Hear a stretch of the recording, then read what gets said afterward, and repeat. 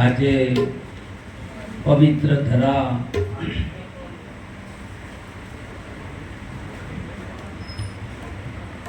સનાતન સેવા મંડળી સરસ સત્સંગ થયો છે શરૂથી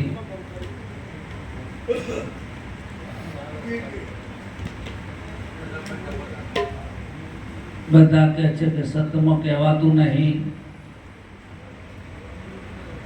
બધા કહે છે અને સત સિવાય બીજું નક્કી નહીં થતું. આવું ડખવા થયો છે, સત કહેવાતું નહીં અને સત સિવાય બીજું છે નહીં. તમને સમજી ગયા છો?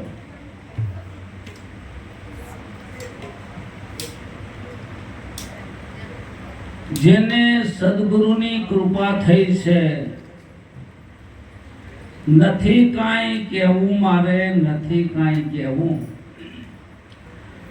અનુભવ્યા જનને નથી કાંઈ કહેવું.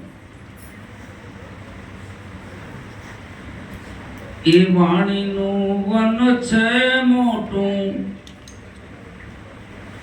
એ જ ભટકણ ભારી વાલા. એ વાણીનું વન છે મોટું, એ ભટકણ ભારી વાલા. એ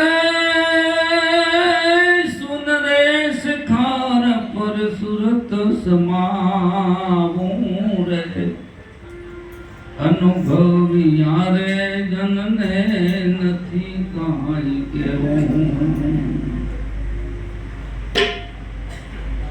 આપણને બગાડવાનું છે.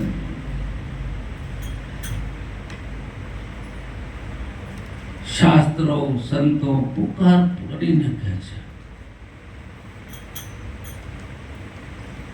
કે જેને કોઈ બ્રહ્મ કહે છે, કોઈ આત્મા કહે છે,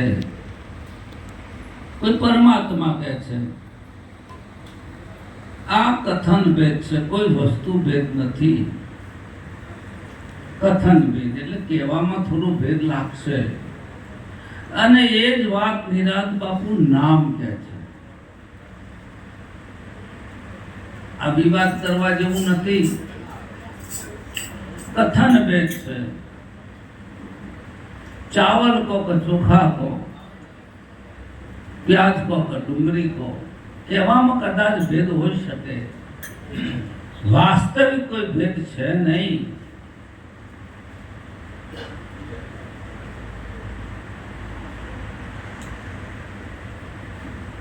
આધ્યાત્મિક માર્ગની અંદર યાત્રા કરવી હોય ને તો 5 મુદ્દાનું નિરૂપણ કરેલું છે શંકરાચાર્ય ભગવાને વિવેક ચૂડામણીમાં. પહેલી વાત એક જ મૂકી છે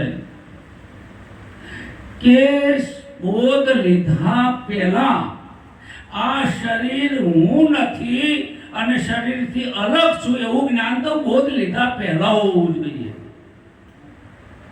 શરીર હું છું એને તો બોધ લાગે જ નહીં, કન્ડિશન કરી છે. એટલે પહેલું કહે છે શંકરાચાર્ય ભગવાન વિવેક. શું કહે છે? વિવેક કહે છે. આત્મા અનાત્માનો વિવેક, નિત્ય અનિત્યનો વિવેક, ક્ષેત્ર ક્ષેત્રજ્ઞનો વિવેક. અને એ વિવેક છે ત્યાંથી યાત્રા શરૂ થાય છે. આ શરીર થી હું અલગ છું એવું જાણવું એટલે એનું નામ જ્ઞાન, તમારું જ્ઞાન પૂરું થઈ ગયું. આ વિવેક છે. પણ એટલા પૂરતું નથી, થોડી યાત્રા આગળ કરવી પડશે. તો બીજું સ્ટેપ આવે છે વૈરાગ્ય. આ જગતને સાચું માને તૃણથી મોડી અને બ્રહ્મા સુધીના તમામ ભૌતિક પદાર્થ મિથ્યા છે એવો નિશ્ચય થાય છે, વૈરાગ થાય છે. ત્યાગ ન ટકે વૈરાગ વિના કરીએ કોટી ઉપાય. જ્યાં ભીતરમાં વૈરાગ નહીં હોય, ભલે વિવેક છે પણ વૈરાગ નહીં હોય તો આગળ યાત્રા નહીં થાય. આ બીજું સ્ટેપ બતાવે છે.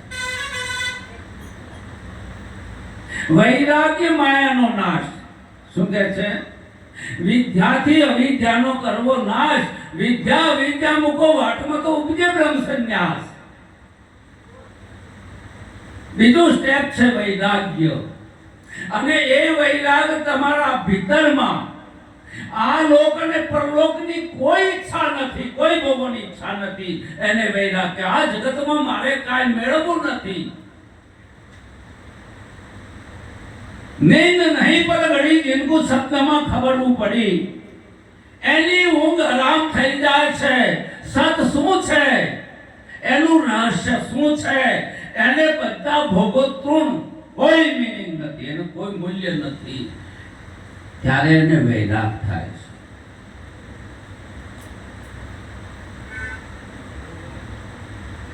એના માટે એક બીજ બનાવ્યો છે.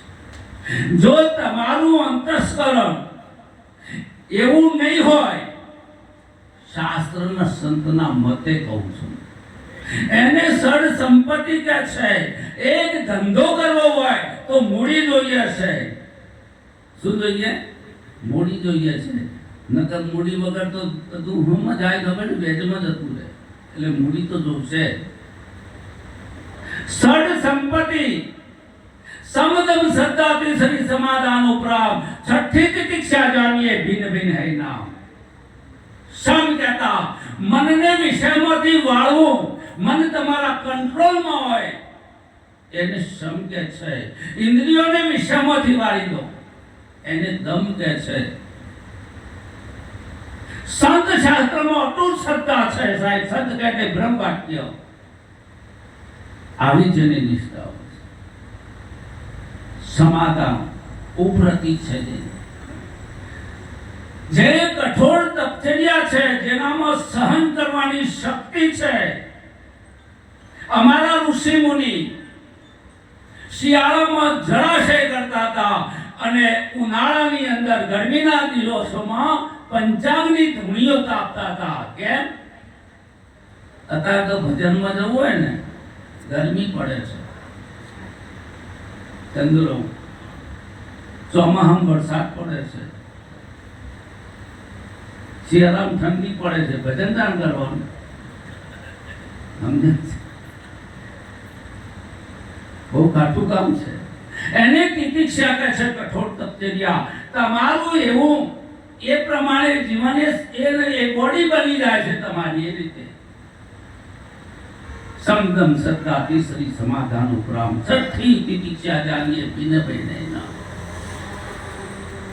એનેથી આગળ આ બધું હોય, કદાચ વિવેક હોય, વૈરાગ હોય, સત સંપત્તિ હોય, પણ જો મુમુક્ષતા ના આવે તો એનું પણ કોઈ મૂલ્ય નથી સાહેબ. પુત્રો દોડતો આવે છે, ગરમીના દિવસો છે, માટમાં બેઠા છે, કૂતરાને બહુ પ્યાસ લાગી છે, પાણી પીવા જાય છે, પ્રતિબિંબ દેખાય છે, કૂતરો પાછો પડી જાય છે. બીજી વાર જાય છે, પાછો પડી જાય છે. માટમાં ધોઈયા છે. કૂતરાને એમ થયું કે હવે જે થવું હોય થાય. આમાં કૂતરો દેખાય છે. સમજાય છે ને તમને? એટલાથી બી વાત ચાલુ થયો છે. આમાં કૂતરો દેખાય છે. માટમાં ધોઈયા અને કૂતરાએ નિશ્ચય કર્યો અને આંખ દાબી અને કૂદકો મારી દીધો સાહેબ. અને ત્યાં પ્રતિબિંબ પૂછાઈ ગયું, પાણી પી લીધું.